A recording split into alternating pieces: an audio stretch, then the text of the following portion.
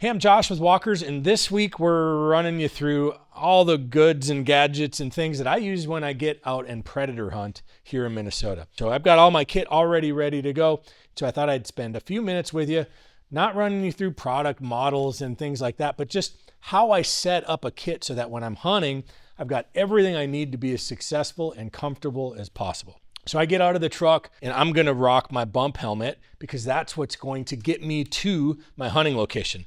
So on the front of my bump, I've got a set of nods on here, so night vision. I run Gen 3s, that's very nice, white phos, so I can really see where I'm going and what I'm doing. But all these are on the helmet for is to get me to my location. I can walk through the woods, I can see everything without turning flashlights on. I like that a lot. I've got my Walkers razors clipped onto the side of the helmet, and I've got a little convenience light on the side of my bump that allows me to work down in my workspace underneath the nods or whatever I need to do without turning on a big white light. Super simple helmet setup, but it adds a ton of value to get me where I'm going. That's about what it's good for. When I get there, I move over to a pocket thermal. So I've got a pocket thermal. Thermal's good for seeing heat signatures. It's really good for detection. Night vision is good for seeing general stuff, but it's hard to detect heat or living things. And so the thermal in the pocket's really nice because now I can scan 360. Even if I have a buddy that's hunting right next to me, I can scan right past him because it's not connected to a gun, right? I've got a thermal device on my gun as well, but the last thing I want to do is swing that thing around. You got to be aware of what's behind it, right? From a safety perspective.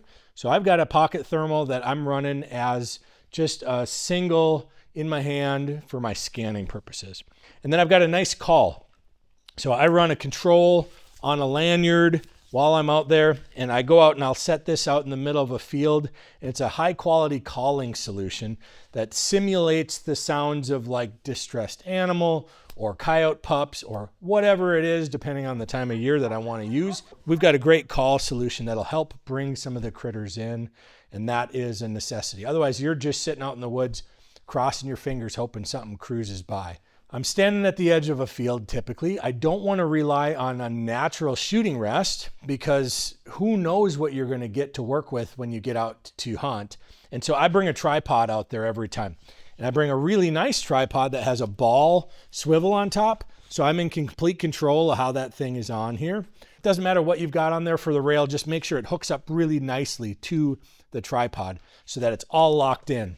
So that, you know, if it leans back like so, it's not sliding off the tripod. You don't want to have to worry about stuff like that. So on the device, I've got all kinds of gadgets and gizmos. And so I'm running a suppressor to keep things a little quieter while we hunt. Moving back, I've got an IR laser. So remember, I've got night vision on here. Well, IR is laser that only the night vision can see. If we're out there and there's 2 or 3 coyotes in the field and I'm hunting with 2 or 3 buddies and the coyotes are sort of, mingling. So it's not very clear. There's not one on the left, one on the right, one in the middle. I can laze one with the IR. In the past, you had to flip a nod down or a night vision goggle down in order to see that stuff. I'm running something different. So I'm running a clip-on device that goes in front of my LPVO that it does both night vision and thermal, and I can actually control how much of each.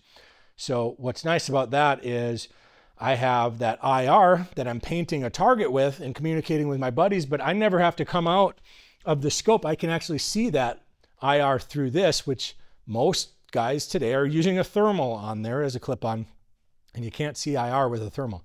So I've cleaned that up a little bit by running something new. It's brand new, but it's a thermal and night vision device that I have complete control out of how much. Very, very nice stuff. And then when you move back, like if it's daylight, I can just move that out of the way and I can shoot with my heads up scope. So if I get out there a half hour before dark and coyote shows up in the field, I can choose to use this or not. And I've got great glass on top that allows me to make sure that I can execute a good shot, even in lower light, especially with all the options I've got available. So again, lots of toys, lots of cool stuff, but it all has a purpose. And I just love this stuff. I enjoy this stuff. So do you need it all? No.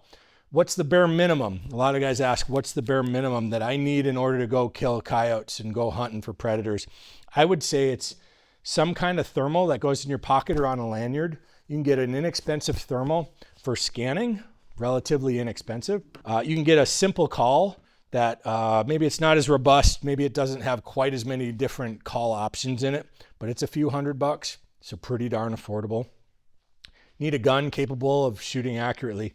And you probably need some kind of a thermal device to be able to see. Some folks will go with night vision, and then they'll use an IR flood.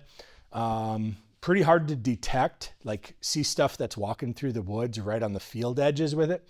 So I'd say an inexpensive thermal on the gun for a clip-on's ideal, because then if you get out there before dusk, you can use your daylight scope, and then you can throw a clip-on the front. So you could get away with a thermal scanner, a simple call, and some kind of clip-on in front of a scope on whatever rifle you want to choose.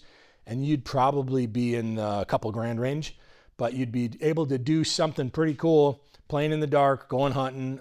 That's legal in most of the country. If you got opinions on what I've done right, what I've done wrong as it relates to my predator hunting setup, talk to me about it. Drop it in the comments below. I'll chat with you on why you think that's right or why you think I'm wrong. I'm on board with whatever. Ultimately, this is based on the experience I've had out in the field, and these are the toys that I've chosen to add to the mix for my hunting tools. But I'm open to a debate on any and all of it. And if this added a bunch of value for you, great, subscribe below. We drop content like this on a weekly basis. And hopefully this encourages you to, whether you go budget or you go all in, to go out and chase some wild hogs, some coyotes, whatever, and get out at night. Talk about a unique hunting experience, to hunt in the middle of the night out in the woods. Pretty cool experience. So jump out and do that. So until next time, I'm Josh with Walkers.